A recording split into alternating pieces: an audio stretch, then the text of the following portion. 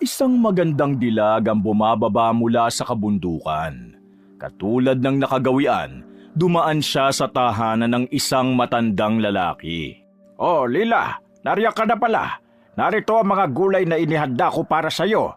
May sinama rin akong karne ng baboy. Maraming salamat po rito, Mang Ernesto. Sigurado ho bang hindi ko ito babayaran? Oo, libre lang yan, iha. Kaya wag mo nang tangkain pa magbayad. Alam ko rin namang wala kang pera eh. Ang sama niyo po sa akin, Mang Ernesto.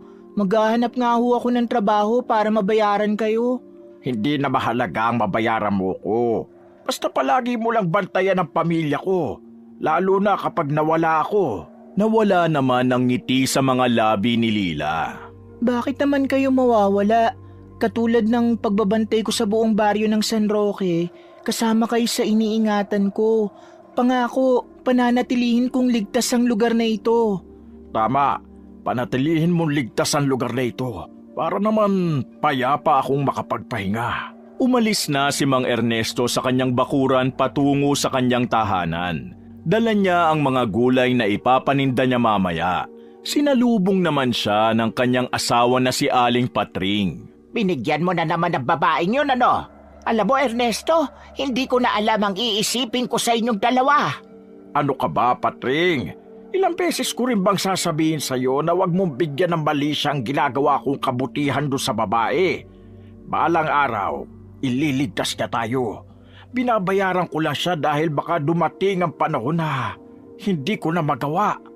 Baliw ka na. At saan naman tayo ililigtas ng babaeng yon? Parang ang kaya niya lang gawin makipaglandian sa mga lalaki, mapabata man o matanda. Tignan mo ang anak nating si Jake. Kanina pa sumusulyap-sulyap sa babaeng yon. Hoy Jake, wag na wag kong malalaman na pati ikaw ay kumakalantari sa babae yan. Inaasam ng lahat ang babae yan. Tignan mo nga ang pananamit, masyadong nangaakit. Ibinagsak ni Mang Ernesto ang mga paninda niyang gulay at saka nagsalita. Huwag mo pagsalitaan ng ganyan ng babaeng yon. Hindi mo siya nakikilala, kaya huwag mong pagtangkaang hamakin siya. Anong hindi? Akala mo ba hindi ko napapansin ang kakaiba sa babae niyan? Malakas ang kutob ko na isa sa mga araw na ito. Ilalabas niya ang tunay niyang anyo. Isa siyang aswang. Pwede ba, Patring? Tumigil ka na. Baka marinig ka ng tao. Inilalagay mo yung sarili mo sa kapahamakan. Talagang kinakampihan mo pa ang babae niyon? O sige, diyan ka na sa babae mo. Magsama kayong dalawa. Ilang beses na natin itong pinagtatalunan, pero ni minsan ay hindi mo ko pinakinggan. Bahala ka nga sa buhay mo. Padabog na lumaya si Aling Patring mula sa pamamahay ni Mang Ernesto. Napabuntong hininga na lang ang matanda. Agad naman siyang nilapitan ng nag-iisa niyang anak na lalaki, si Jake. 25 years old na katukatulong niya sa pangangalaga ng kanilang mga tanim sa bakuran. Tay, ano nangyari kay nanay? Bakit hindi mo siya pinigilang umalis? Babalik din yun, kaya tayo na. Pumunta na tayo sa palengke para magtinda. Tay, ganyan ba katigas ang puso mo? Wala ka ba talagang pakialam kay nanay para unahin ang pagtitinda? Ganyan na ba nalaso ng babaeng yun ang pag-iisip mo? Pati ba naman ikaw, Jake? Hindi ko maintindihan kung saan nanggagaling ang mga ibinibintang niyo sa akin. Hindi dahil mabait tayo sa isang tao, may gusto na tayo sa kanya o kung ano man. Matanda na ako para dyan, Jake. Parang ang punaturing ko sa kanya. Pailing-iling si Jake dahil hindi kumbinsido sa mga nililita niya ng kanyang ama. Kahit kailan hindi ko maiintindihan kung bakit mas ipinagtatanggol mo ang babaeng yun kaysa kay nanay. Oh, saan ka pupunta? Jake! Padabog ding umalis ang binata at katulad ng kanyang ina, hindi na sila bumalik sa bahay ni Mang Ernesto. Si Lila naman ay walang nagawa kung hindi panoorin lamang ang matandang lalaki na sinusubukang pigilan ang sariling mga luha. Nahahabag siya kay Mang Ernesto, lalo na nang kunin nito ang mga paninda at nagpatuloy sa pagtitinda sa palengke. Mabuti pa, hanapin ko ang pamilya ni Mang Ernesto para kumbinsihin silang bumalik. Pero lumipas sa mga araw na walang Aling Patring o Jake na bumalik sa tahanan ni Mang Ernesto. Nadudurog ang puso ni Lila dahil hindi niya mapigilang sisihin ang kanyang sarili. Mali ba ang lumapit sa lalaki?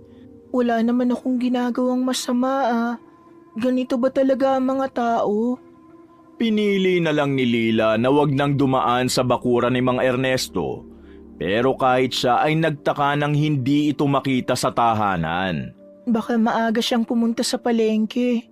Mabuti pa, magpatuloy na lang ako sa trabaho ko nang masigurong ligtas ang lugar na to. Araw-araw na naglalakad si Lila sa buong baryo ng San Roque. Palihim lang dahil kahit papano ay gusto niya pa ring siguruhing walang nakakaalam kung nasaan siya. Matagal na panahon na rin nang mapagdesisyonan niyang manirahan sa liblib na bayan na ito. Kasabay ng pag-iingat niya sa kanyang sarili ay ang pagbabantay niya sa mga tao. Sana sa baryo na ito na ako manatili ng mahabang panahon. Ayoko nang magpalipat-lipat pa. Malamig na simoy ng hangin ang yumakap kay Lila habang siya'y tahimik na naglalakad pa uwi. Nakabistida siyang puti na parang liwanag sa dilim sa gitna ng kalsada. Papauwi na siya sa kanyang tahanan sa kabundukan nang makita niya ang isang simbahan na puno ng tao. May mga nagtotongit sa unahan, may mga nagiinuman din, at may nagtatawanan at nagkukwentuhan. Pero natigilan si Lila nang makita ang malaking tarpaulin kung saan naroon ang mukha ng namatay. Mang Ernesto? Si Mang Ernesto ang namatay? Paano?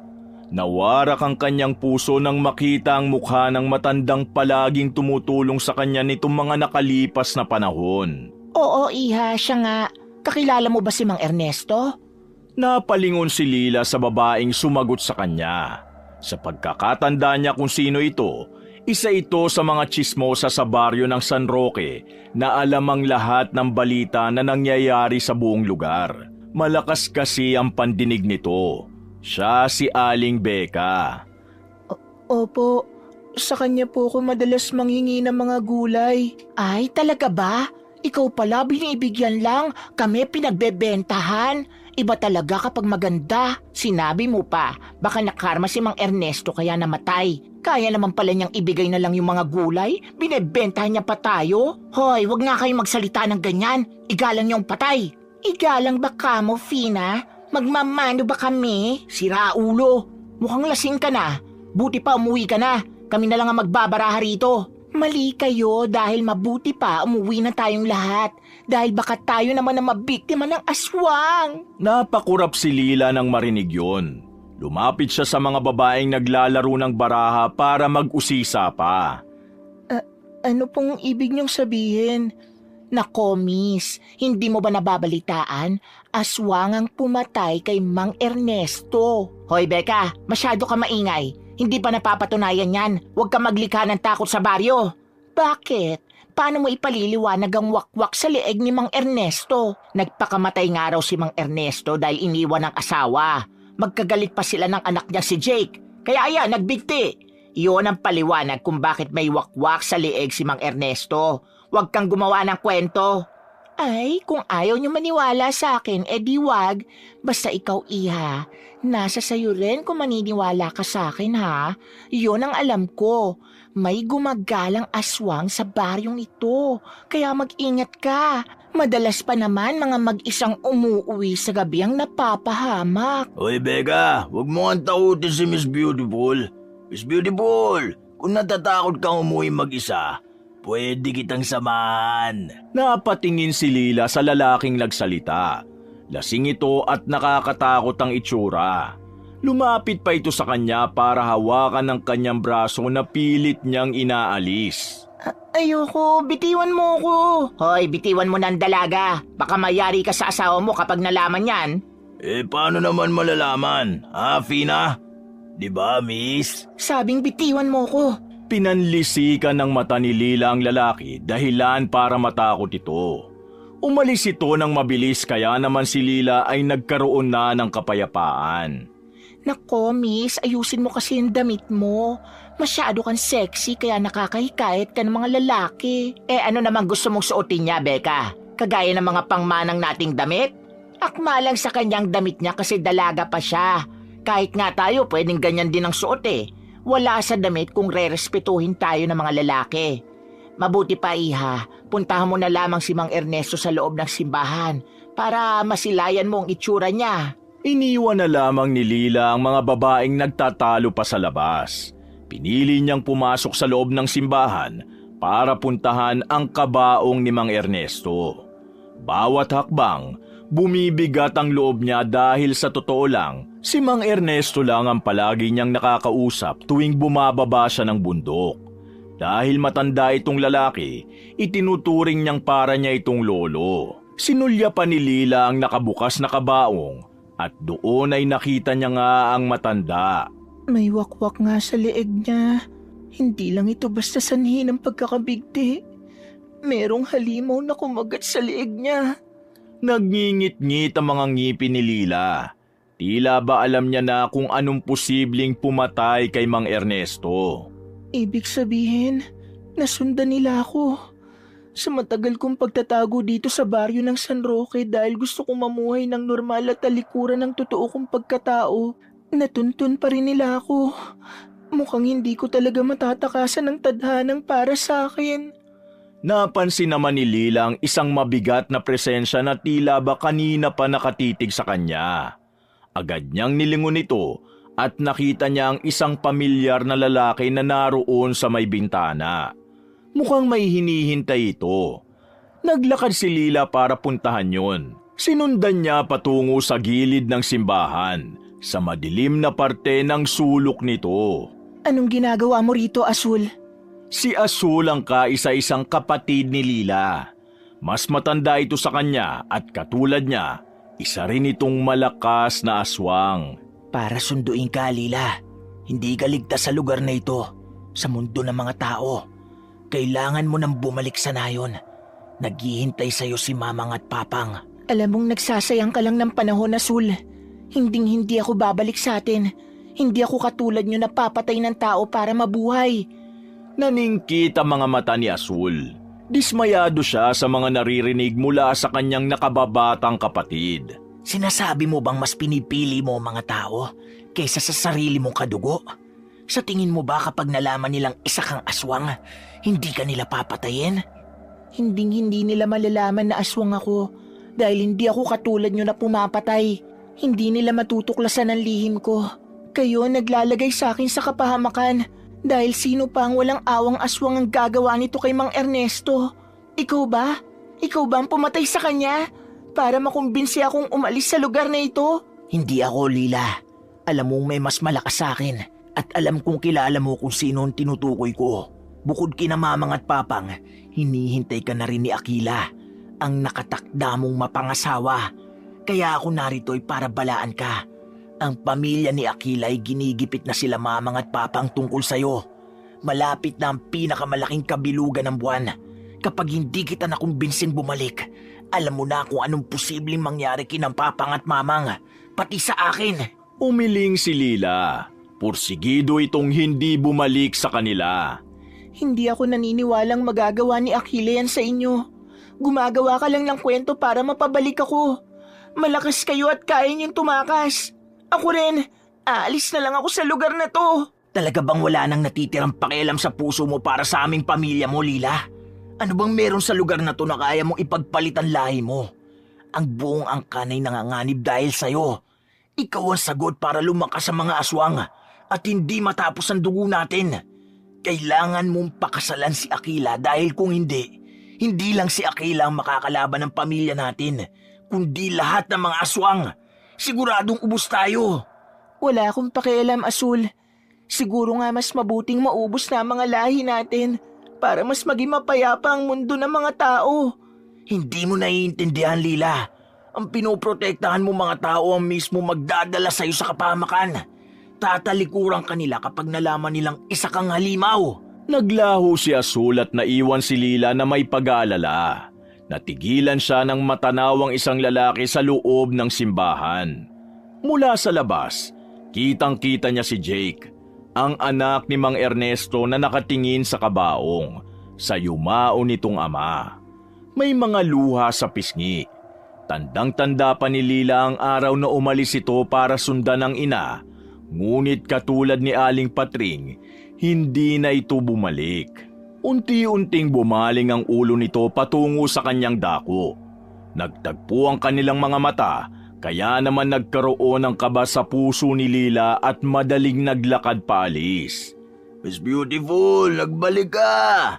Akala ko iniwan mo na ako eh. Anong ginagawa mo sa lilim, ha? Dapat umuwi ka na maaga. Delikado na sa gabi. Natigilan si Lila nang muling makita ang lalaking lumapit sa kanya kanina.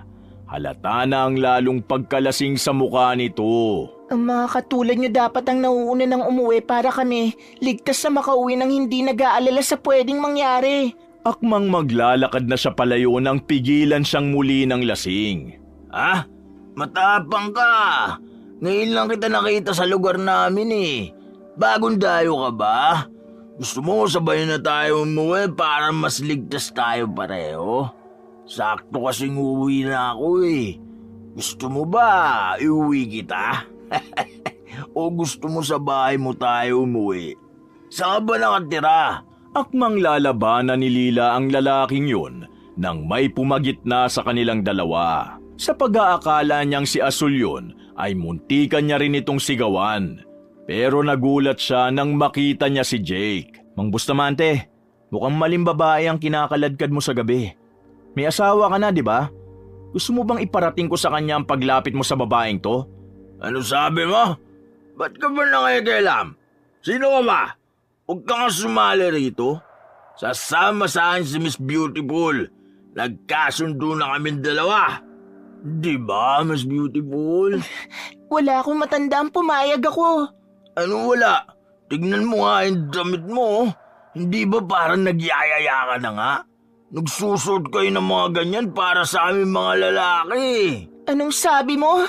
Akbang papatulan ni Lila ang lasing nang sumabat na si Jake. Sa pagkakaalam ko, may anak ang babae, Mang Bustamante. Nakikita ko rin siya nagsusuot ng mga ganitong bestida. Sinasabi mo bang isinusuot niya yun para sa ating mga lalaki?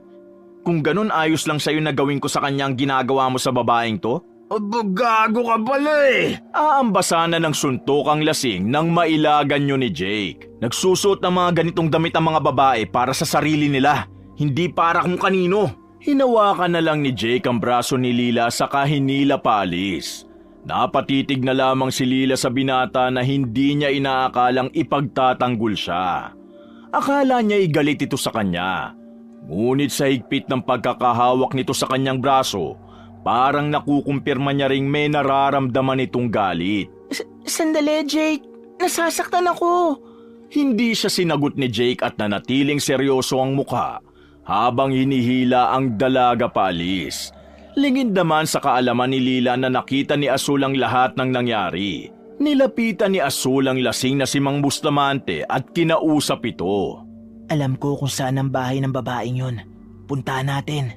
Napangiti naman ang lasing at sinagot si Asul. Talaga ba? Ikaw alam ko na ang binabalak mo. Kursunada mo rin yung babae kanina, no? Tara, punta natin. Susuray-suray na sumunod ang lasing kay Asul na nauunang maglakad. Talaga bang dito ang daan patungo sa bahay ni Miss Beautiful? Parang kanina pa tayo naglalakad Narito na yata tayo sa kagubatan eh. Alam mo, uwi na lang ako. Tumalikod ang lasing para hanapin ang daan pa uwi. Ngunit pinigilan siya ni Asul. Saan ka pupunta, ha? Sasagot pa sana ang lasing nang maramdaman niya na ang presensya ni Asul sa likod niya sa may bandang leeg. Oy, anong ginagawa mo? Huwag mo sabihin ako ang kursunada mo. Ano ba, pre? Hindi tayo talo. Naputo lang sinasabi ng lalaki nang maramdaman niya sa kanyang leeg ang mahabang ngipin ni Asul na pumipila sa kanyang balat. Bumagsak na lang siya sa lupa habang nangingisay hanggang sa mawalan na ng buhay. Samantala, si Lila naman ay hila-hila pa rin ni Jake. Kanina niya pa kinukuha ang kamay niya mula sa lalaking madilim ang mukha. Pero hindi niya magawa dahil mas humihigpit ang pagkakahawak sa kanya nito. Teka, Saan mo ba ako dadalhin, Jake? Kilala niya ito dahil ito ang anak ni Mang Ernesto at sigurado rin siyang kilala siya nito. Hindi naman siya hahatakin ng lalaking ito kung hindi siya nakikilala. Sumama ka na lang. Ha? Ano ba? Bitiwan mo nga ako. Nasasaktan ako. Dapat lang na masaktan ka dahil ikaw may kasalanan kung bakit namatay si Itay. Anong sabi mo? Nilingon siya ng lalaki at doon napansin ni Lila kung nasaan na sila. Sa pamamahay ni Mang Ernesto. Isa itong maliit na kubo sa paanan ng bundok kung saan palagi siyang napapadaan tuwing umaga at doon ay nanghihingi ng mga gulay na kakainin. Paminsan nga'y inaabutan din siya ni Mang Ernesto ng karne. Ngunit ilang araw na ring pinipili ni Lila na mag-iba ng landas para maiwasan ang bahay. Hindi niya inakalang darating ang araw na makakabalik siya rito. Ngunit dala ang mabigat na katotohanan na wala na ang mabuting matanda sa kanya. Ikaw ang dahilan kung bakit pinaslang ng mga aswang si Itay. Aswang? Paano mo nasabi? Kitang-kita ng mga mata ko, Lila. Umuwi ako rito para makipagbati kay Itay. Gusto kong humingi ng tawad sa kanya.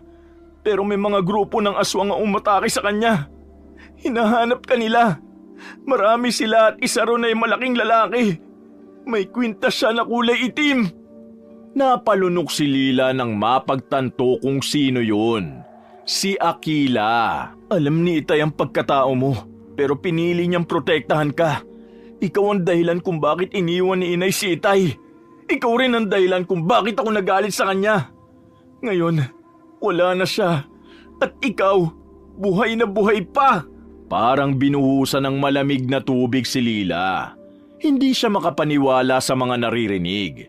Inalis niya ang pagkakahawak ni Jake sa kanya, saka pumasok sa bahay nila Mang Ernesto.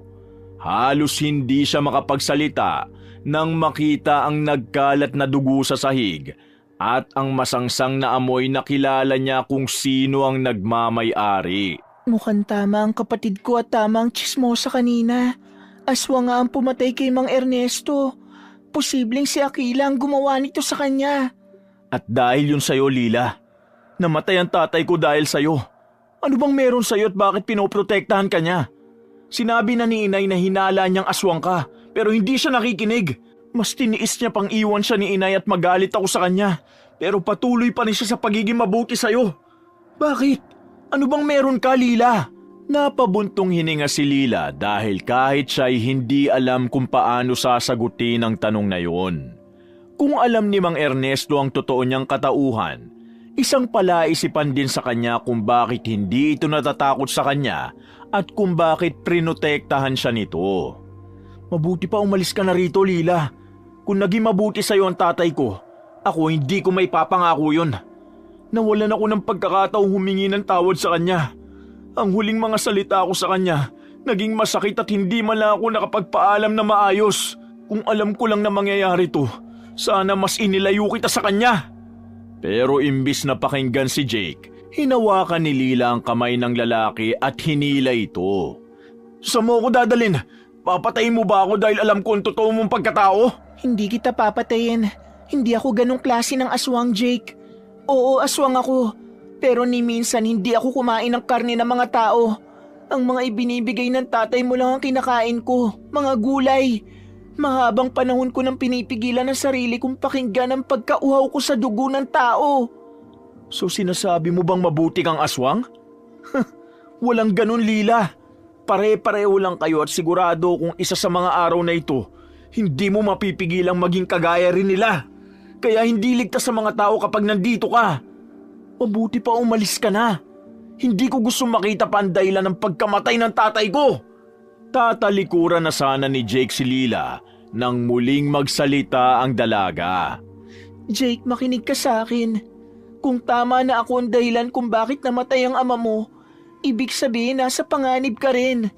Mas makabubuti ko isasama kita sa akin para maprotektahan kita. Marahas na bumitaw si Jake sa pagkakahawak ng dalaga. Nagpapatawa ka ba? Bakit ako sasama sa'yo? Sino ka ba? Hindi ko rin kailangan ng proteksyon mo dahil ikaw mismo ang panganib sa lugar na to. Kaya umalis ka na para maging ligtas kami. Hindi na babagay ang isang tulad mo sa mundo ng mga tao. Dahil aswang ka. Isang halimaw. Nilalagay mo lang kami sa panganib. Mabuti pa, bumalik ka na kung saan ka nararapat.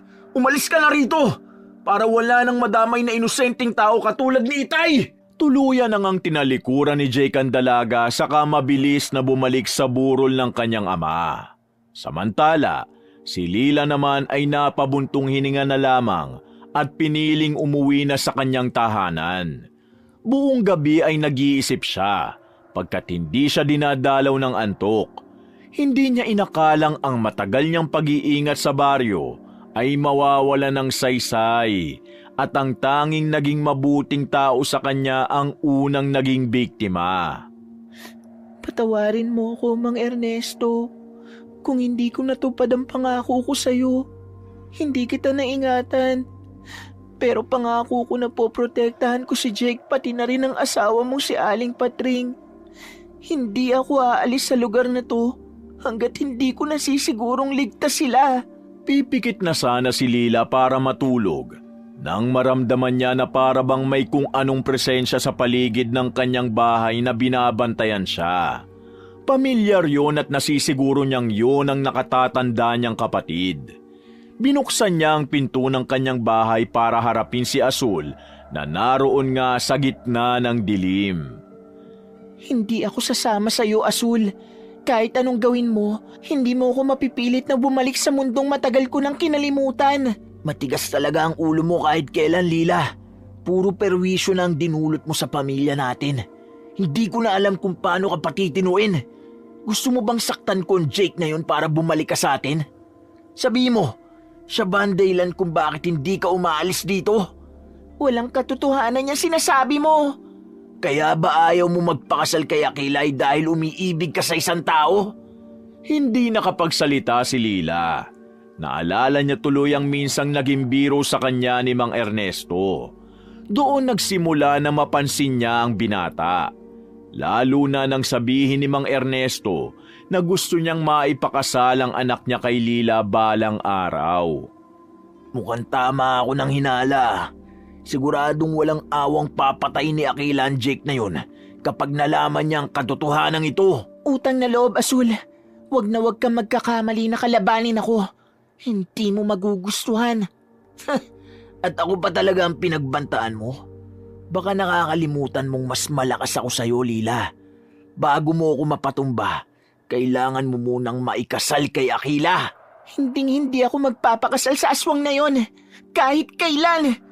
Itaga mo yan sa bato. Kahit kamatayan ko pa ang maging kapalit, sa akin matatapos ang lahi ng mga aswang. Tandaan mo yan, Azul! Kung ganon, maganda ka na. Dahil isa sa mga araw na to, ang lalaking pinakamamahal mo ay mamamatay. Yan ang kapalit ng pagtalikod mo sa ating lahi. Hindi ka magiging masaya. Naglaho na si Azul at naiwan si Lila na puno ng pangamba. Mabilis siyang kumilos para pumunta sa bahay ni Mang Ernesto at doon ay nakita niya si Jake na masipag na naglilinis ng bahay habang umiiyak ito dahil naaalala ang ama. Buong gabi niyang binantayan ang lalaki hanggang sa makatulog ito. Kinabukasan, maagang bumaba si Lila mula sa bundok para kumustahin ang mga taong naninirahan sa baryo San Roque. Ngunit napahinto siya nang makita ang isang kaguluhan. May tumatakbong mga bata na kapwa umiiyak at meron ding babaeng may katandaan na ang humahagulgol. Anong nangyari sa kanila? Nilingon ng isang babae si Lila at kahit ang dalagay nagulat nang makita kung sino ang lumingon sa kanya. Si Aling Becca, ang nakausap niya ring babae kagabi sa may simbahan. Oh, ikaw na naman? Naku, kapag ito hindi mo pa ako pinaniwalaan, Miss ha, ewan ko na lang sa'yo. Inatake ng aswang ang lalaking nambasto sa'yo kagabi. Natagpuan ang bangkay niya sa may kagubatan. May kagat din sa lieg. Anong sabi mo? Alam mo, Miss, maganda ka lang pero madalas bingi ka. Ano bang pangalan mo at parang palagi kita nakikita rito? Lila po. Lila po ang pangalan ko. Okay, Lila. Ako si Aling Becca. Katulad ng sinabi ko sa'yo kanina, may umataking aswang doon kay Bustamante. Ayaw pang maniwala ng mga amiga ko sa akin eh. Totoo naman ang mga sinasabi ko. Paanong totoo, Becca? Hindi naman talaga ka panipaniwala.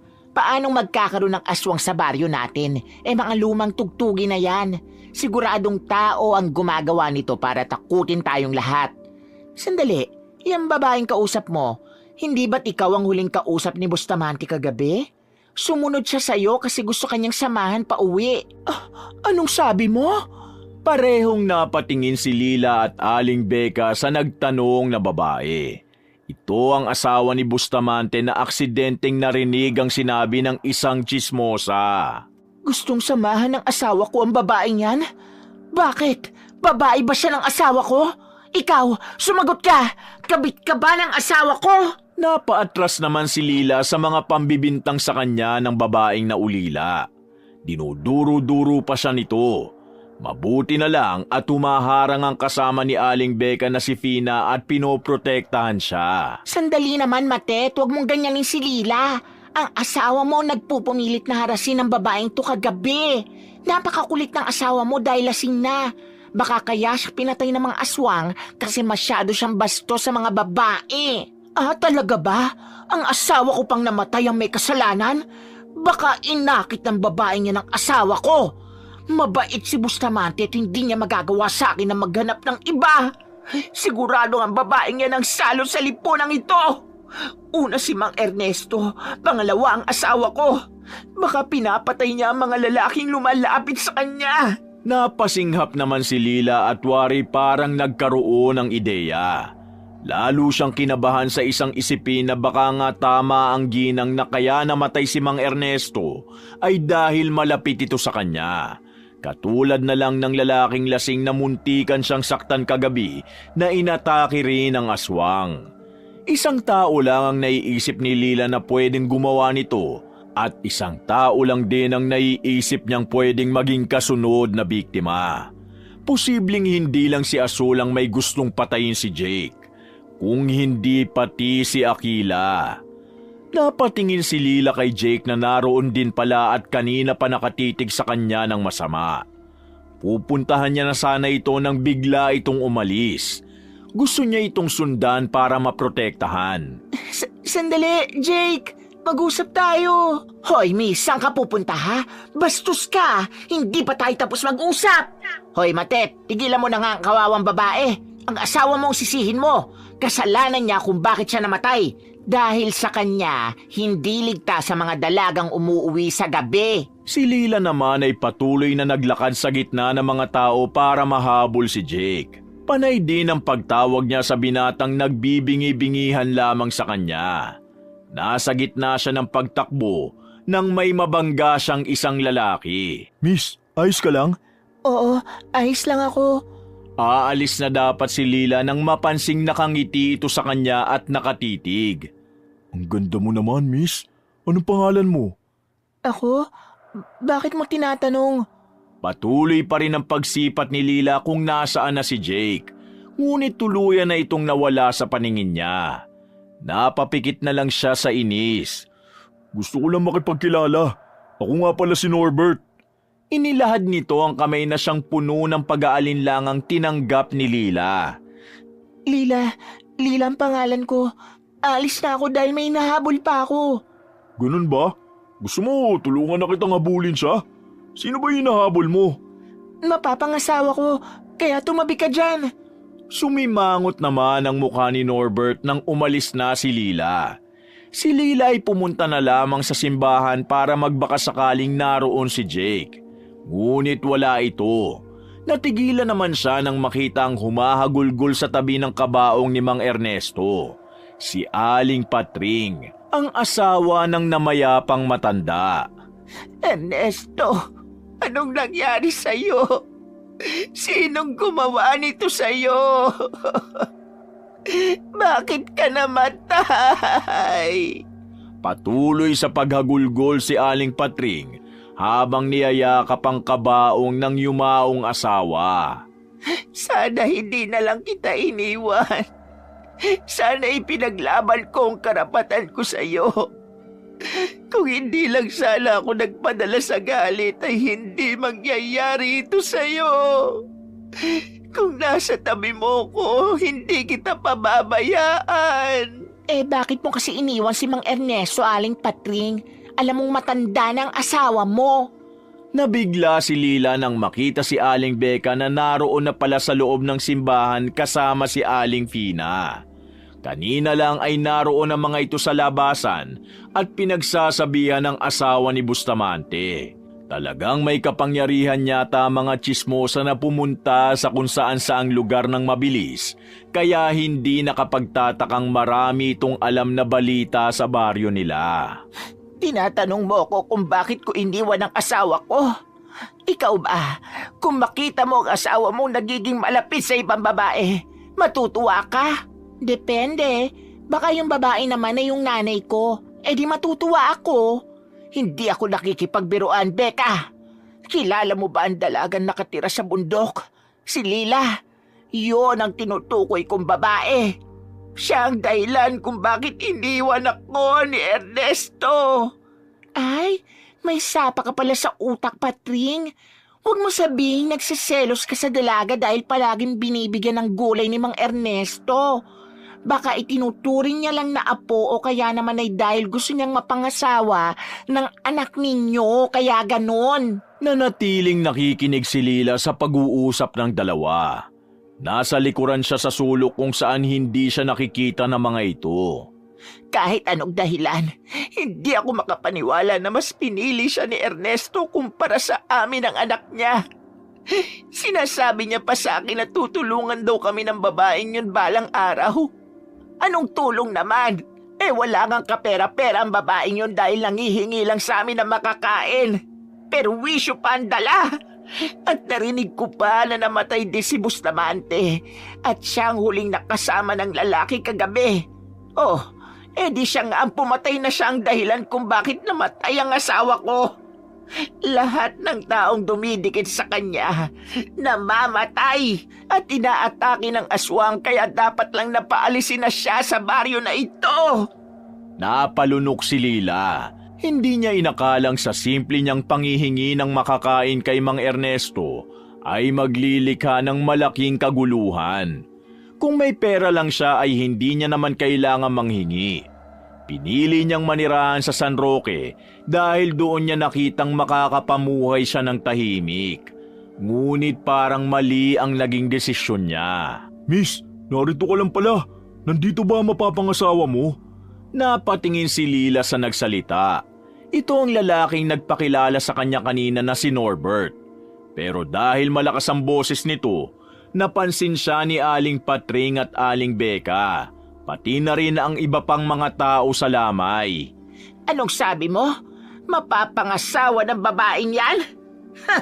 Kung ganon hindi si Ernesto ang puntirya ng babaeng yan. Kung hindi ang anak ko palang si Jake. Namumutla namang sumagot si Lila nang lapitan siya ng ginang. Hindi po. Ngayon malinaw na sa akin kung bakit palagi kang pumupunta sa bahay. Dahil kursunada mo palang anak ko. May gusto ka sa kanya. Biruin mo nga naman. Kaya pala sinusubukan mong mapalapit sa asawa ko dahil gusto mong mapangasawa ang anak ko. Magaling ka magpatawa, ha? Kaya pala palagi mong suot-suot yung bestida mong yan na manipis na kitang-kita ang hubog ng katawan mo dahil inaakit mo ang anak ko. Inaakit mo ang lahat ng lalaki rito sa bayan namin. Patring, tumigil ka na. Nagagambala mo na ang lamay ng asawa mo. Hindi niya magugustuhan ang ginagawa mong gulo. Pwes, hindi ko rin nagugustuhan na nandito ang babaeng yan, Fina. Baka siya nga ang umatake sa asawa ko kasi umalis din ang anak ko sa amin kaya nawala na siya ng pagkakataong makuha ang gusto niya. Ay, anong ibig mo sabihin na si Lila ang umatake kay Mang Ernesto? Dahil isa siyang aswang. Akala mo ba hindi ko alam? Malakas na ang kutob ko na aswang ka noon pa man, Lila. Aswang ka! Nanlaki ang mga mata ni Lila ng mga sandaling yun. Hindi niya na rin napigilan ng mapaluha. Ni minsan ay hindi niya naisip na mararanasan niyang mahamak ng mga tao. Ang pananatili niya sa bayan ng San Roque ay hindi lang para sa kanyang sarili, kung hindi para protektahan din ang mga tao rito. Kaya palagi siyang naglalakad sa gabi ng mag-isa para siguruhing ligtas ang kung sino mang umuuwi ng hating gabi, na walang maglalakas na loob na aswang na pasukin ng bayan kung saan siya naninirahan. Anong sabi mo, Patring? Aswang ang babaeng yan? Kung ganon, bakit hindi siya nasusunog dito sa simbahan? Dahil may pinahid siyang langis, katulad ng mga nababasa at napapanood natin. Kaya nakakatagal siya sa ganyang anyo na parang tao dahil gumagamit siya ng ganon. Sigurado ko! Naalarma naman ang mga tao sa loob ng simbahan at kapwa nagsisipaglayuan na kay Lila. Mula sa mga mapanghusgang tingin, pinagsalitaan din siya ng masasakit na mga tao. Palagi ko ngang nakikita ang babaeng yan na naglalakad sa kalsada. Parang nagpapasika talaga sa mga lalaki. Isa siyang lason sa bayan natin. Gusto niyang akitin ng mga asawa natin pagkatapos ay patayin. Nasa panganib ang bayang ito. Dapat ay malaman ito ni Kapitan para mapatalsik na siya rito. O kaya naman, tayo na mismong pumatay sa kanya. Nabahala naman si Lila at hindi alam ang gagawin. Ang lalaking katabi niya ay nakatitig lang sa kanya na para bang nag-iisip at naghihintay. Miss, sumama ka sa akin. Doon ka na lang tumira sa bahay ko. Poprotektahan kita. Naghahanap ako ng asawa. Pwede mo akong pakasalan. Hindi ako natatakot sa'yo. At hindi ako naniniwalang aswang ka. Sa ganda mong yan. Akmang hawakan na ni Norbert si Lila nang may kumapit na sa braso ng dalaga. Nagulat si Lila nang makita kung sino yun. Si Jake. Nanlaki rin ang mga mata ni Aling Patring na masilayan ng anak niyang nakikisali sa gulo. Hoy, Jake! Anak! Saan ka pupunta? At bakit hawak-hawak mo ang kamay ng babaeng yan? Pati ba ikaw ay naakit na rin niya at napaikot? Sinubukan pang habulin ni Aling Patring ang kanyang anak. Ngunit sa dami ng taong nagkakagulo sa loob ng simbahan ay hindi na siya nakalabas. Si Jake naman ay nakakunot pa rin ang noo habang hila-hila si Lila. Hindi ba't sinabi ko na sa'yong umalis ka na? At ano na namang ginagawa mo rito at pakalat-kalat ka? Talaga bang hindi ka natatakot?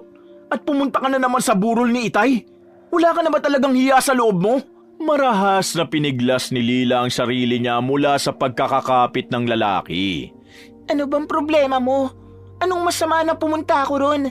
Nalulungkot lang din ako sa pagkawala ng iyong ama. Gusto kong alamin kung sino ang gumawa nito sa tatay mo. Kaya nga hinahanap kita kasi pakiramdam ko, ikaw ang sunod na aatakihin ng mga aswang na gusto kong kunin. Bakit ba kasi hindi ka nalang sumama?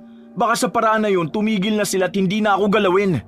Kung talagang may pakialam ka sa akin at tumatanaw ka ng utang na loob kay tatay, hindi ka magiging makasarili at sasama ka na rin sa mga humahanap sa'yo. Totoo naman lason ka sa bayan na to. Hindi lang isang namatay dahil sa'yo kung hindi dalawa. Baka nga maging 3 pa at kasama na ako. Masyado mong ginagamit ang ganda at kaseksihan mo para makuha mo ang pabor na gusto mo. Ikaw ang dahilan kung bakit hindi ligtas sa mga lalaki sa bayan na to. Nagdadala ka ng kasalanan! Malakas na sampalang ibinigay ni Lila kay Jake. Nanginginig ang mga kamay niya na hinapit ang damit ng lalaki saka sinigawan. Wala kang karapatang pagsalitaan ako ng ganyan. Wala kang naiintindihan. Ang paglalakad ko sa lugar na ito ay hindi para ipakita sa kung kanino ang katawan ko pati ang mukha ko. Maaga akong gumigising at gabi akong umuwi dahil hindi ko gusto makita ako ng kahit na sino dahil nagtatago ako. Tanging kay Mang Ernesto lang ako nagpapakita dahil siya lang ang tanging naging mabuting tao sa akin. Nagkukwento siya kung gaano niya kayo kamahal pero tinalikuran niyo siya. Ang mga paghingi ko ng gulay sa kanya, hindi lang dahil sa gutom ako, kung hindi dahil gumagawa ko ng dahilan para kumustahin siya. Dahil natatakot din ako na baka isang araw hindi ko na nga siya makumusta dahil napatay na siya ng aswang na gusto kong kunin. Tumulo ang mga luha sa pisngi ng dalaga, ngunit hindi natapos ang mga hikbi niya. Siguro nga tama ka. Kasalanan ko itong lahat. Pero kung babalik ako rin sa mundo namin, mas lalo ko lang kayo mailalagay sa panganib. Ang umahanap sa akin, malakas ang kutob ko na si Aquila yun. Ang aswang na nakatakda kong pakasalan. Kapag nagpakasal kami, mas lalong lalakas ang angka namin at hindi ko na alam kung anong posibleng mangyari sa mundo nyo. Kaya sinusubukan ko kayong protektahan. Napayuko si Lila at muling naalala ang mga pangahamak sa kanya ng mga tao kanina. Masakit sa dibdib dahil pakiramdam niya, isa siyang masamang nilalang na nagnanais lang ng kapayapaan. Gusto lang niyang mamuhay ng normal na hindi siya huhusgahan. Ang pananamit ko, wala itong kinalaman sa kahit na ano. Kayo nag-iisip ng masama. Mapalalaki man o babae, ang pangit ng tingin nyo sa akin. Gusto ko lang naman maging normal na tao. Pinili ko bang maging babae? Pinili ko bang maging aswang? Ni minsan wala akong ginawang masama sa inyo. Ikaw, ano bang ginawa ko masama sa iyo para pagsalitaan mo ako ng masasakit? Sinusubukan nga kitang iligtas. Pero sige, kung talagang kinamumuhian mo ko, magpapakasal ako sa aswang na pumatay sa ama mo. Marahas na binitiwan ni Lila ang damit ng lalaki, saka tumakbo palayo. Panay ang iyak niya sa kanyang munting tahanan at pilit na tinatanong kung saan ba siya nagkamali. Kung hindi ko ba pinilit na mamuhay ng normal, hindi ko ito mararanasan. Kung tinanggap ko ba ang totoo kong pagkatao, masaya ba ako sa piling ni Akila at ng pamilya ko? Nahinto ang pagkausap ni Lila sa kanyang sarili nang marinig niya ang pagkatok sa pinto ng bahay niya. Pinunasan niya ang kanyang luha at saka pinagbuksan ng kung sino mang taong naroon sa labas. Laking gulat niya nang makita ang pamilyar na lalaki. Norbert, anong ginagawa mo rito? Paano mo ako nasundan? Pinagtanong kita at tinuro nila sa akin ang bahay mo. Nakangiti ang lalaki ng nakababahala. Maging si Lila ay nahihiwagaan at kinikilabutan sa paraan ng pagtingin sa kanya ng lalaking yon na si Norbert. Anong kailangan mo sa akin? Bakit mo ko pinuntahan dito? Umalis ka na! Gusto kong alukin kang sumama sa akin. Kung hindi ka matanggap ng mga tao sa lugar na ito, sa akin ka na lang. Aalagaan kita. Kung hindi mo na itatanong, unang kita ko pa lang sa'yo umibig na ako. Ang ganda mo at ang bango. At saka, yung sinabi mong mapapangasawa mo kanina, di naman pala totoo eh. Dalaga ka raw sabi ng ibang mga ali. At nakita ko rin kung paano kay pagtabuyan ng lalaking yun kanina. Kaya sa akin ka na lang. Tatanggapin ko kung ano ka. Ayoko. Hindi ako sasama sa'yo. Umalis ka na rito. Pagsasara na sana ni Lila ang lalaki nang iharang nito ang kamay at matapang na pumasok sa loob ng bahay ni Lila. Bakit ba ayaw mo sa akin? Gusto naman kita. Kapag ako ang pinili mo, hindi ka naluluha pa. Ayoko sabi sa'yo. Ano ba? Sino ka ba? Hindi mo alam kung anong pinapasok mo. Kung ayaw mo malagay ang sarili mo sa kapahamakan, umalis ka na rito. Iligtas mo ang sarili mo. Ang sarili mong iligtas mo mula sa akin, Lila. Mahigpit na hinawakan ni Norbert ang dalaga. Pero nagulat na lang si Lila nang may tumulong dugo mula sa bibig ng lalaki. At nang makita niya kung anong dahilan, nakita niya si Jake na may hawak na itak. Lila, halika na. Umalis na tayo rito. Ha? Sandali. Paano mo nalaman ang tirahan ko? At bakit mo ako iniligtas kay Norbert? Akala ko ba galit ka sa akin? Tama, kinamumuhian mo ko dahil ako ang dahilan kung bakit namatay ang tatay mo, hindi ba? Mahalaga pa ba yan sa mga oras na ito, Lila? Oo, dahil naguguluhan ako. Bakit ka nandito? Sabihin mo sa akin. Dahil nangangamba ako na magpakasal ka sa iba. Natigilan si Lila. Ilang segundo niyang tinitigan ang mga mata ng lalaki. Ngunit umiwas lang ito ng tingin. Kapag nagpakasal ka sa aswang, mas lalakas kayo. Mas lalo kayong magiging makapangyarihan. Kaya pumunta ako sa iyo para maprotektahan mo ko. Hindi ba't yun ang gusto mo mangyari? Kung ganun protektahan mo ko laban sa mga aswang. Sandaling katahimikan ang namagitna sa dalawa. Si Lila ay hindi mailihim ang saya ng kanyang puso.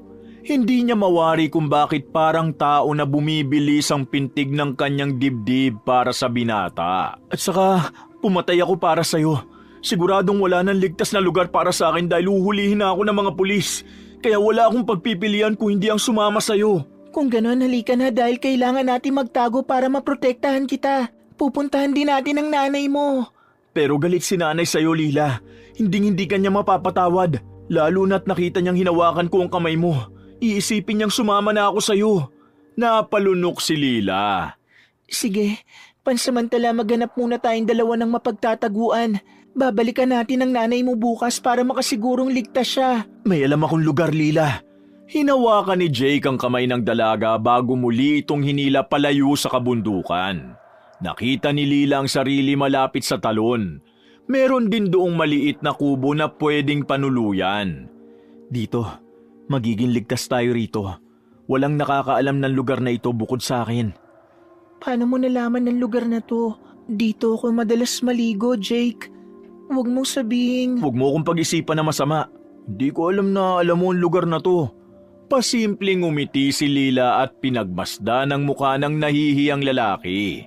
Umupo si Jake sa gilid at kinuha ang bag niya na may lamang kamote. Ibinigay niya yun kay Lila.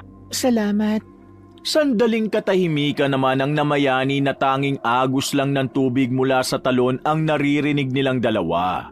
Si Jake naman ay nagsalita para basagin ang katahimikang yun.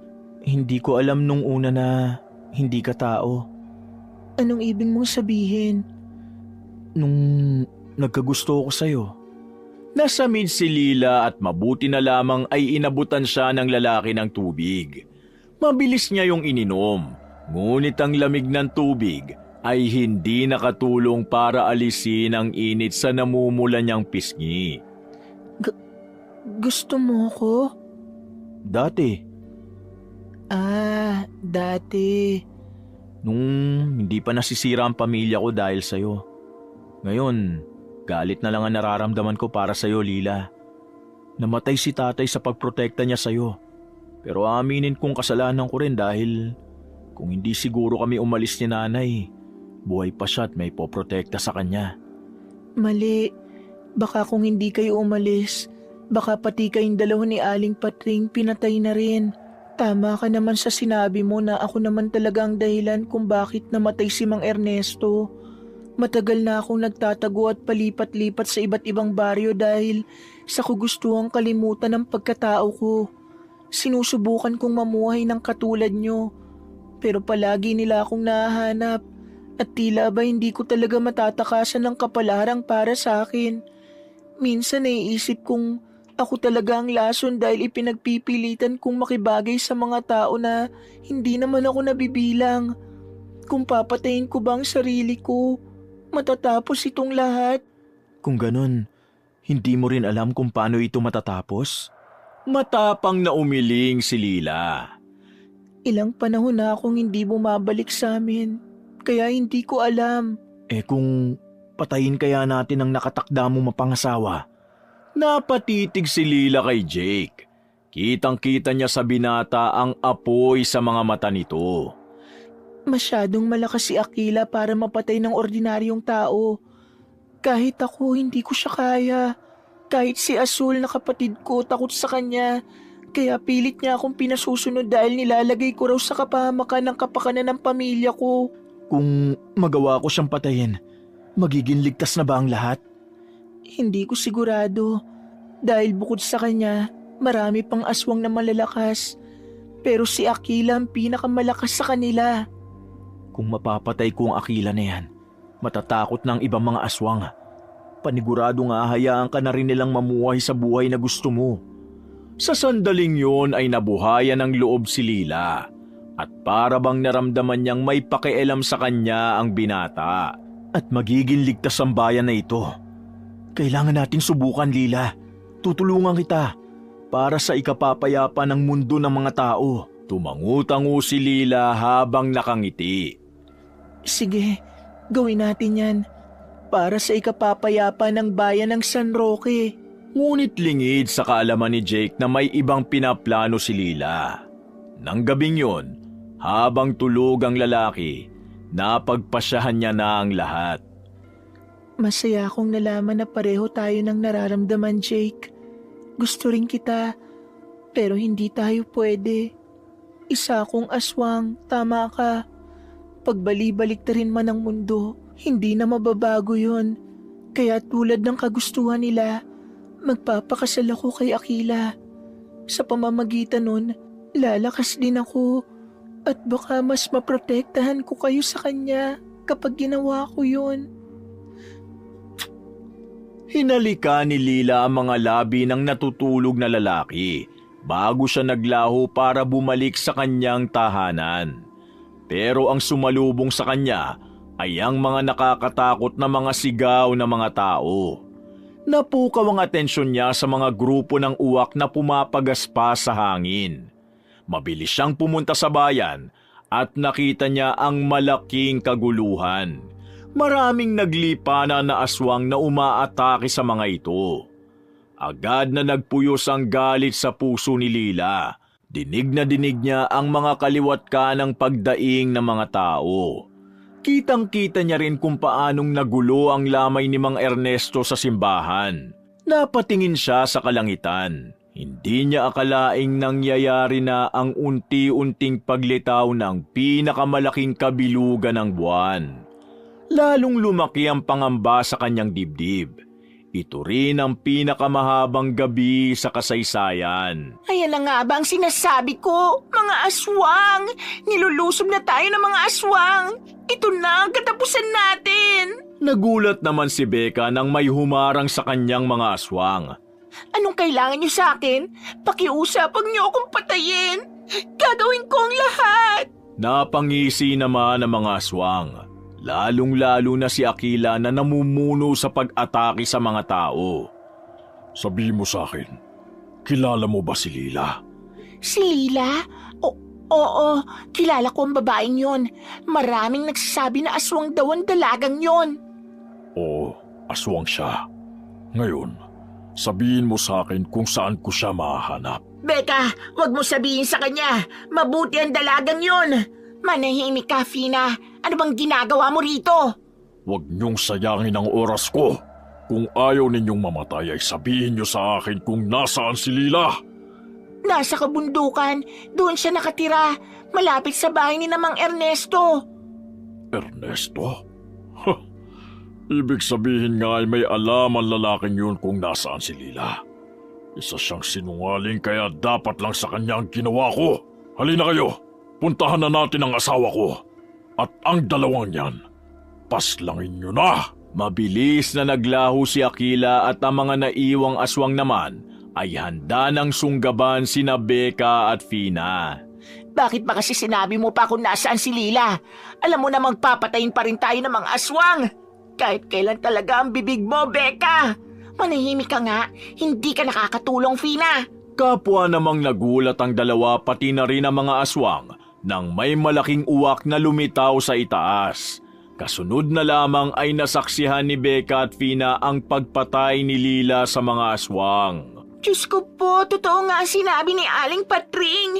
Aswang ka nga, Lila. Akmang tatakbo ito nang hawakan ni Lila ang kamay niya pati na rin si Fina. Mabilis niya itong dinala sa loob ng simbahan kung nasaan naroon si Aling Patring at ang iba pang mga taong naroon sa lamay. Nailigtas din ni Lila ang asawa at anak ni Mang Bustamante na kapwa umiiyak. Pinagsasara naman ni Lila ang bintana ng simbahan. Wag niyong bubuksan ang bintana at pinto kung ayaw niyong mamatay. Sa pagsilip ng sikat ng araw, doon ay maaari na kayong lumabas at tumakas. Pansamantala, dito lang kayo. Aalis na sana si Lila nang tawagin siya ni Becca. Lila, patawarin mo ko. Pero sinabi ko sa aswang kung saan ka matutunton. Sinabi kong nasa kabundukan ka. Natinag si Lila at naalala si Jake. Mabilis siyang umalis sa simbahan para pumunta sa talon. Pero hindi niya nakita roon ang binata. Hindi to maaari. Saan siya pupunta? Bakit nagising siya kaagad? Hindi kaya kanina pa siya gising? Sandali. Posible kayang pumunta siya sa bahay ko? Kung ganun hindi maaari, doon din papunta mga aswang. Mabilis na pumunta si Lila sa kanyang bahay, ngunit hindi si Jake ang sumalubong sa kanya, kung hindi ang isang lalaki na matagal niya nang pinagtataguan. at nakangiti ito sa kanya. Dito lang pala kita makikita. Masyado mo na akong pinaghihintay, Lila. Sumama ka na sa akin kung ayaw mong ubusin ang mga lahi natin ang tuluyan ng mga tao rito. Malapit na nakatakdang oras ng kasal natin. Bumalik na tayo sa nayon. Itigil mo na ang lahat ng to, Akila. Patigilin mo na ang mga aswang na yon. Sasama naman talaga ako sa'yo. Napanganga si Akila. Hindi niya inaasahan ang maririnig sa dalaga. Anong sabi mo? Sasama ka sa akin? Oo, napagpasyahan ko ng pakasalan ka. Hindi ko lang inaasahan na gagawin mo ito kaagad. Dahil sa sinabi ng magaling mong kapatid na wala sa isip mo magpakasal sa akin. Kung nalaman ko lang kaagad ang desisyon mo, sana hindi ko na ginawa ito. Malawak ang ngiti sa mga labi ni Akila habang tumatangu-tango. Tinawag niya ang ibang mga aswang para utusan. Sige, kayo! Sabihan ninyo ang lahat na itigil lang kaguluhan sa bayang ito. Dahil babalik na tayo sa nayon. Maghanda sa kasal namin ni Lila! Tumingin naman si Akila sa dalaga at sinubukang hawakan si Lila. Ngunit iniwas ni Lila ang kamay niya. Hintayin mo na lamang ako ron. May kailangan lang akong masiguro. At ano naman yun? Hindi kaya binabalak mo kong isahan, Lila? Huwag mong sabihing hindi mo talaga gustong pakasalan ako. Talaga bang gusto mong makipagbiruan sa akin? Sinabi ko na sa'yo, magpapakasal ako sa'yo, Akila. Pero bago yun, kailangan kong makasigurong hindi na aatake pa ang mga aswang. Napakaraming pinatay na inosenteng tao ng mga aswang. Karapatan kong siguruhin na ako ang hindi mo iniisahan. Matapang ka talagang babae ka. Yan ang nagustuhan ko sa'yo. Ayoko ng mahinang reyna sa pamumuno ko. Sige, hihintayin kita sa nayon. Kapag hindi ka sumipot, asahan mong papatayin ko ang mamang at papang mo. Pati na rin si Asul at isusunod ko ang lahat ng mga tao rito sa bayan. Huling pagkakataon mo na itong gawin ang tungkulin mo, Lila. Huwag mong piguin ang buong angkan. Tuluyan ang naglaho si Akila at si Lila naman ay napaluhod na lamang sa sahig. Hinang-hina habang umiiyak. Hindi niya matagal ang tingnan ng mga nangyari sa bayang minsang naging payapa. At hindi niya mapigilang sisihin ang sarili dahil sa pagdating niya rito ay ilang inosenteng buhay ang nawala. Lila! Lila, narito ka lang pala! Kanina pa kita hinahanap. Bakit ka umalis dun sa talon? Hindi ba't nagkasundo na tayo na doon muna tayong dalawa? Napailing si Lila at tila ba parang mas nasasaktan siyang nakikita si Jake na nag-aalala para sa kanya. Umalis na tayo rito, Lila. Magpakalayo-layo na tayong dalawa. Nakita ko ang kaguluhan sa bayan. Sinugod tayo ng mga aswang. Kung hindi natin mapapatay ang Akila na yun, tumakas na lang tayo. Sasama ako sa'yo. Sakaling matagpuan man nila tayo, aalis ulit tayo. Wala akong pakialam kung maubos na ang tao sa mundo. Basta ang mahalaga, hindi ka maikasal sa aswang na yun. Naiintindihan mo ba ako? Halika na! Lalong tumulo ang luha mula sa mga mata ni Lila at napansin naman yun ni Jake. Oh, anong problema? Bakit hindi ka kumikilos? Nagkita na kami ni Akila kanina, Jake. Nakapagpasya na ako na babalik na ako sa nayon. Doon ay magpapakasal kami. Nangako siyang ititigil niya na ang lahat ng kaguluhan dito sa bayan ninyo. Hindi na rin ako babalik pa rito o pupunta pa sa ibang bayan para tumakas. Ayokong may malagay pa akong buhay sa kapahamakan. Ito ang kapalaran ko at ito lang ang paraan para maprotektahan ka. Anong sabi mo? Magpapakasal ka sa Akila na yon? Nagbibiro ka lang, hindi ba? Hindi mo ko iiwan dito, hindi ba? Iniwan na ako ni Itay, pati ni Inay. Pati ba naman ikaw? Pumatak ang luha sa pisngi ng lalaki na ikinagulat ni Lila. Hindi niya inaasahang may iiyak na lalaki para sa kanya. Ang mga naranasan niya lang ay ilang lalaki na gusto siyang isahan. Dito ka lang, Lila. Pakiusap. Patawad kung naging masakit akong magsalita sa'yo. Patawad din kung ikaw ang sinisisi ko. Pero huwag kang umalis. Pangako, magiging mabuti na ako sa'yo. Ako na ang poprotekta sa'yo. Bibigyan kita ng pagkain, maraming gulay at karne. Hindi ka magugutom sa piling ko. Pakiusap. Hinawakan ni Lila ang kamay ng lalaki. Nanginginig ito at nag-aalala si Lila kung paano aalisin ang takot sa dibdib ni Jake. Hinaplos niya ang pisngi ng binata, kasunod ay hinalikan niyang muli ito sa labi. Dito na nagtatapos ang pagtakas ko sa kanila, Jake. Haharapin ko na ang nakatadhana sa akin. Hindi, Lila. Hindi ako papayag. Nagulat si Lila nang itali ng lalaki ang kamay niya. Jake, anong ginagawa mo? Tanggalin mo to. Mamamatay ang pamilya ko kung hindi ako makakabalik sa nayon. Kung gusto mo, isama mo ako. Isama mo ako ron. Papatayin ko si Akila. Papatayin ko siya. Hindi mo nga kaya. Malakas si Akila at sa lugar na yon, napakaraming aswang.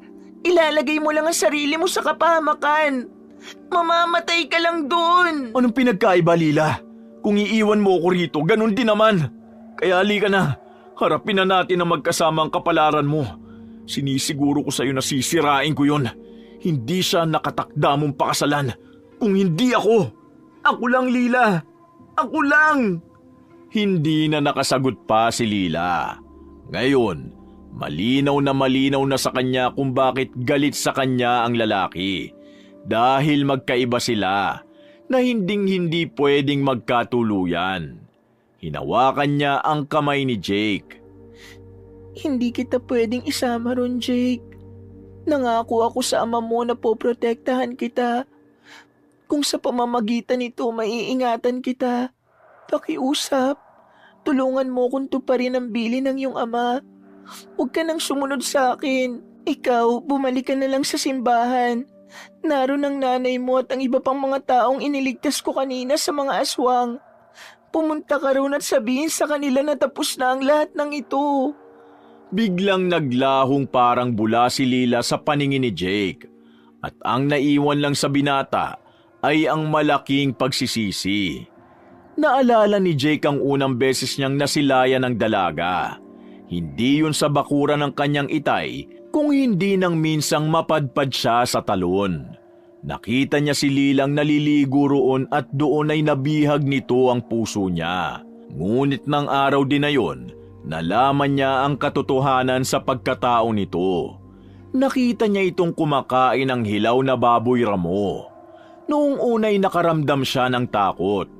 Ngunit nang lumipas ang panahon, napatunayan niyang hindi ito katulad ng ibang mga aswang. Kapit-kapit niya ang itak na kanina pang nakatago sa kanyang likod. Ramdam niya rin ang isang presensya na kanina pa nag-aabang sa kanya. Dalin mo ako sa inyo. Buo na ang desisyon ko. Papatayin ko ang Akila na yon. Lumabas naman mula sa kadiliman si Azul. Talaga bang desidido ka na? Mamamatay ka sa gusto mong mangyari. Gusto mo bang sabihin ko sa kapatid mo ang ginawa mo? Ikaw ang totoong pumatay kay Itay. Siguradong magagalit sa iyo ang kapatid mo.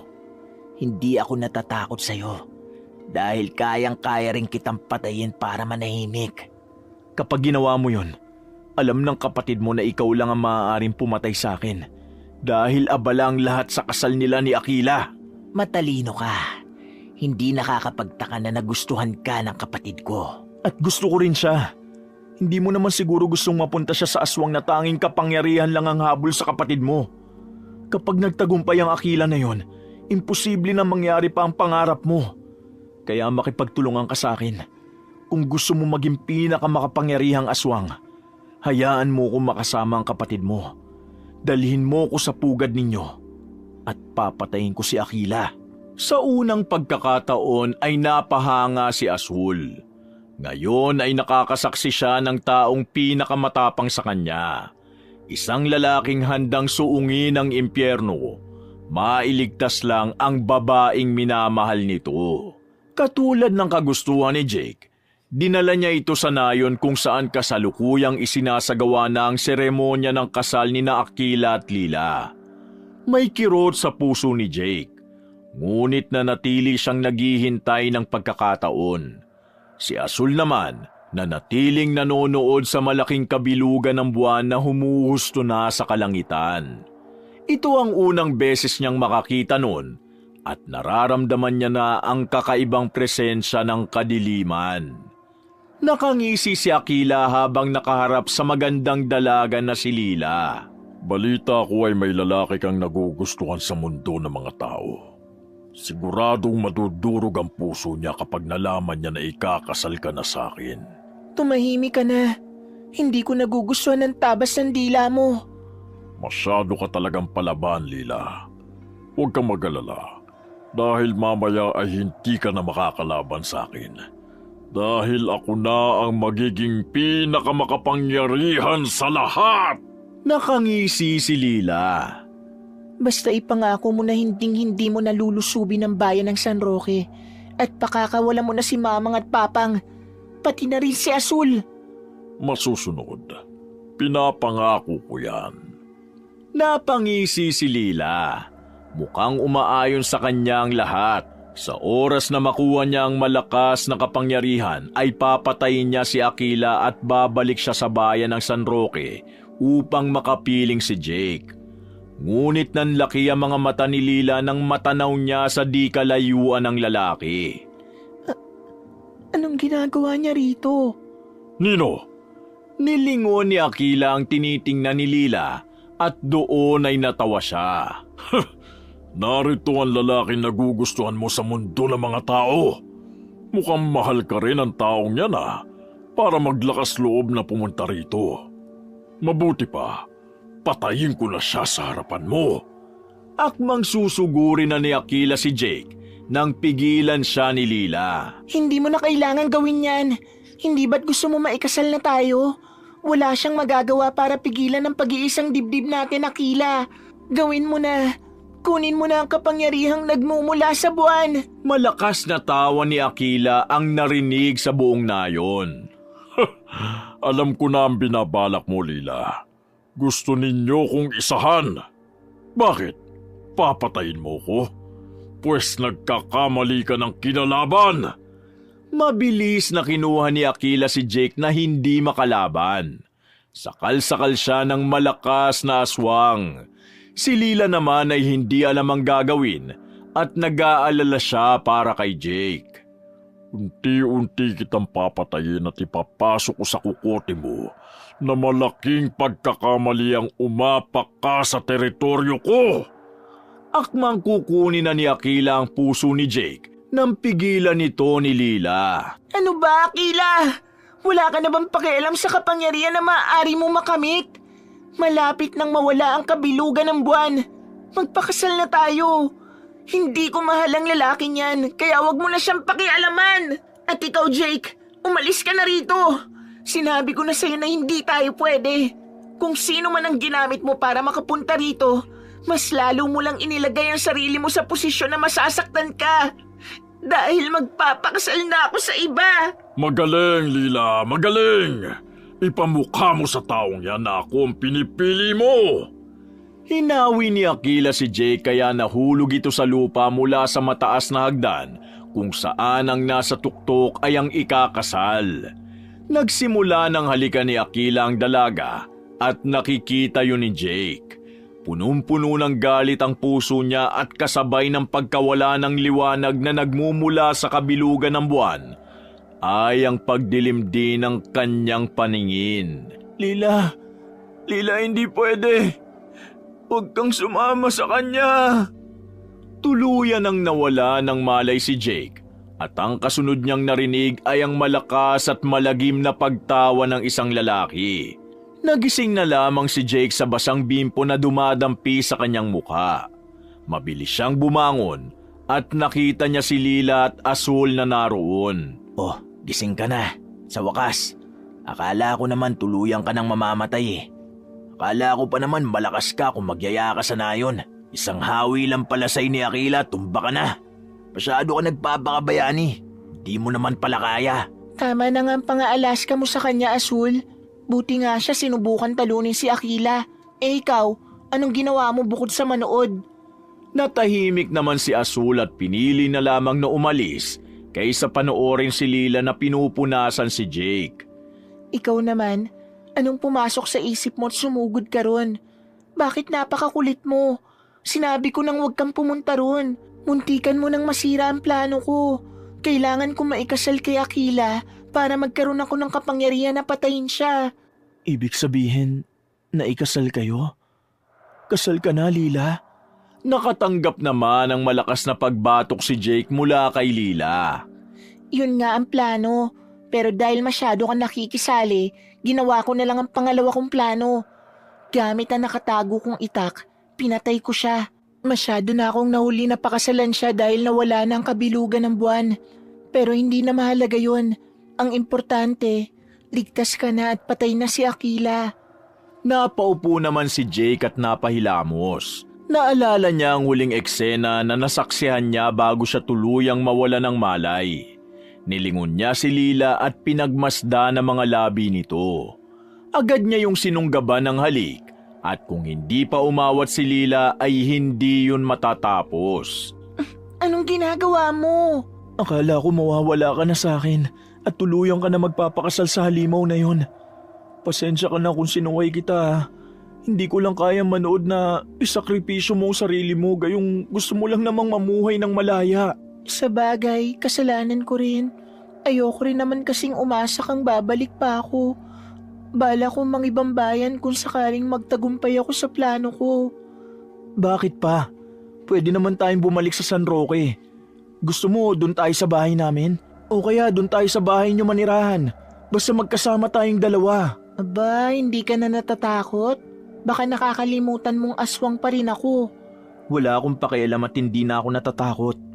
Niligtas mo ang bayan namin at sigurado ako matatanggap ka ng San Roque. Doon ay makakapamuhay ka ng payapa ayon sa kagustuhan mo. Hindi mo na kailangan magtago pa. Napangiti naman si Lila. Sa ilalim ng puso niya, gusto niya rin talagang bumalik doon dahil napamahal na sa kanya ang bayan ng San Roque. Doon siya nanirahan ng pinakamatagal na panahon kumpara sa ibang bayan. Hindi ko sigurado dahil marami nang nakakaalam ng pagkatao ko, Jake. Siguradong matatakot na sila sa akin. Bakit hindi natin subukan? Bumalik tayo ron. At kung hindi tayo tanggapin, ako mismo ang hihila sa'yo paalis. Napaisip naman si Lila. Sa labis na pangungumbinsi sa kanya ng lalaki, nakita niya na lang ang sarili niyang nagpapaalam sa kanyang mamang at papang. Sigurado ka bang iiwan mo kami para sa lalaking ito? Kaya ka bang buhayin ang taong yan? Hindi ko rin sigurado. Pero pakiramdam ko, kapag nagutom ako, handa niyang ialay ang kanyang katawan para kainin ko. Nanlaki naman ang mga mata ni Jake at nakaramdam ng kaba. Lalo na nang tumawa ang papang ni Lila. Lumuhod siya sa harap ng mga ito. Pangako po na aalagaan ko si Lila. Hindi ko siya gugutumin para hindi niya ako kainin. Siguraduhin mo lang dahil ang pinakamalakas na aswang ang makakalaban mo. Ipinakita ni Asul ang malaki niyang braso. Nagsalita din naman ang papang ni Lila. Ipinagkakatiwala ko sa iyo ang anak ko kaya wag mo siyang bibiguin. Isa kang tao at ang anak ko ay isa pa ring aswang. Magkaiba kayong dalawa. Pero sana kahit sa gitna ng inyong pagkakaiba, mahanap ninyo ang inyong pagkakapareho. Magpakaligaya kayo sa mundo ng mga tao. Nagbalik na si Lila sa kanyang pamamahay. Dala ang matamis ng ngiti dahil muli siyang nakarating sa tahanang matagal niyang itinayo. Parang ang tagal kong hindi nakauwi. Namiss ko ang bahay na to. Pero nawala ang mga ngiting yon nang makita ang mga grupo ng mga taong may dalang sulo at sibat. Iyon, Kapitan! Doon nakatira ang babaeng aswang! Siya ang nagdala ng aswang sa baryo natin kaya maraming namatay! Dapat lang napatay natin siya! Mata sa mata! Ngipin sa ngipin! Napahawak si Lila sa braso ni Jake na itinago naman siya sa likod. Anong kailangan nyo? Bakit kayo narito? Narito si Kapitan para aksyonan ang nangyaring kaguluhan sa bayan natin. Dapat pagbayaran ng babaeng yan na nangyari. Isa siyang salot dito. Kung hindi natin siya papatayin, tayo ang papatayin niya. Pwede ba tigilan nyo na to? Siya nga nagligtas sa atin eh. Pinatay niya ang lalaking namuno sa nangyaring kaguluhan dito sa San Roque. At itaga nyo sa bato. Wala nang aswang pa ang susugo dito para saktan tayong lahat. Nagsalita naman ang kapitan. Paano ka naman nakakasiguro? Pare-pareho lang ang lahat ng aswang. Kapag nagutom ang babaeng yan, siguradong iisa-isahin niya tayo rito. Isa siyang lason sa San Roque. Siya ang nagdala rito sa mga aswang. Kaya marapat lang na paalisin siya. Sandali! Hindi pwede! Siya nagligtas sa buhay namin! Napatingin si Lila sa nagsalita. Si Aling Becca, Fina, Aling Patring, Matet at ang iba pang mga nailigtas niya sa simbahan. Tama! Pinrotektahan kami ng babaeng yan. Hindi ba dapat bigyan din siya ng pabuya sa mga buhay na iniligtas niya nung lumusob sa atin ng mga aswang? Dapat lang. Isa siyang mabuting aswang. Ang dapat questionin dito ay kayo, Kapitan. Nasaan kayo na nangyayari ang paglusob ng mga aswang? Ni hindi nga namin kayo naramdaman eh. Ngayon lang na natapos na ang lahat. Hindi ba dapat kayo nangangalaga sa kapakanan ng bayan natin?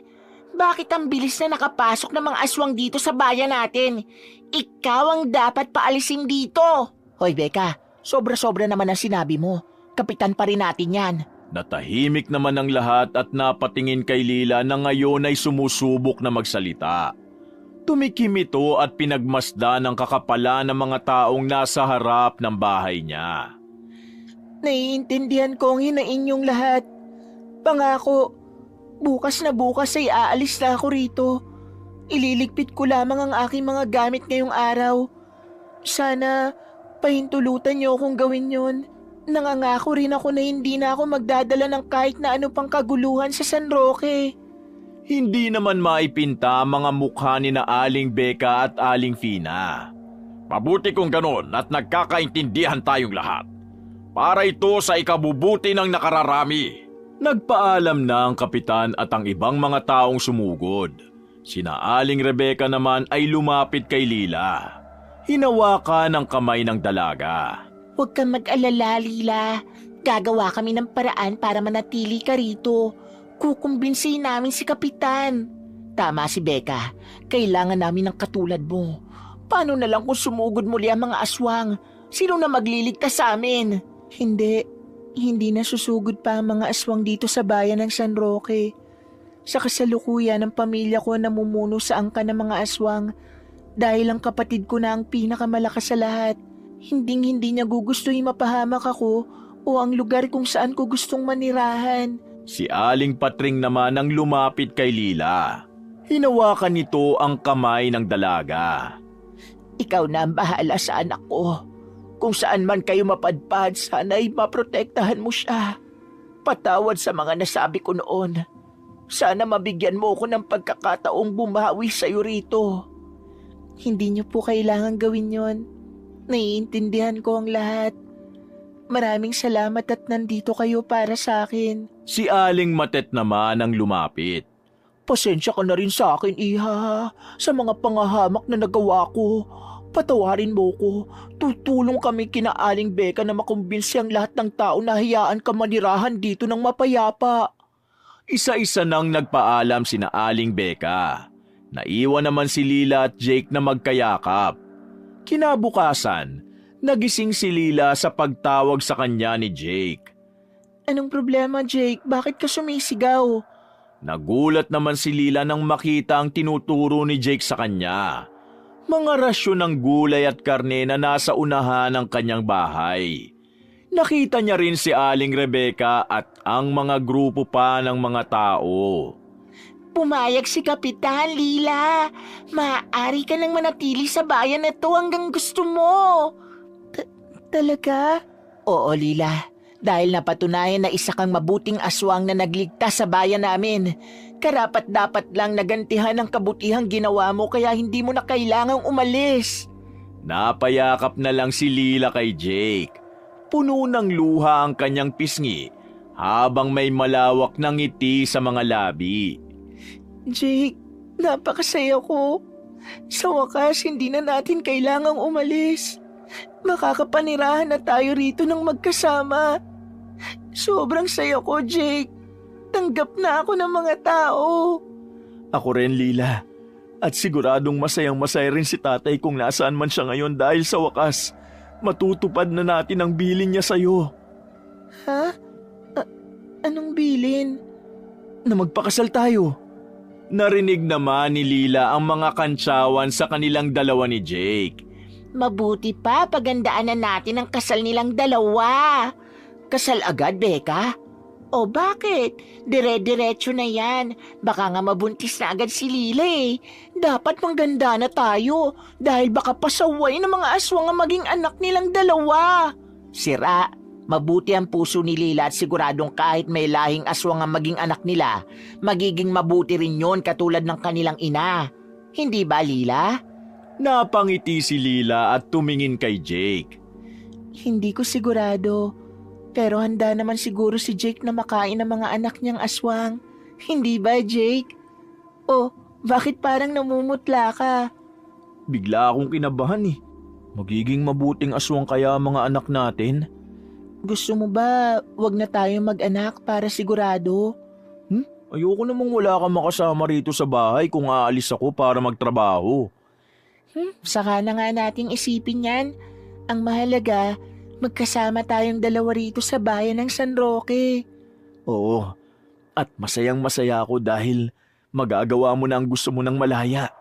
Maaari mo ring suotin ang gusto mo at wala nang manghuhusga sa'yo. Napangiti na lamang si Lila at hinalikan si Jake. Nang sumunod na buwan, kinasal silang dalawa sa kabundukan at nagbunga ng masaganang pamilya at mabubuting tao. Wakas! Isang magandang dilag ang bumababa mula sa kabundukan. Katulad ng nakagawian,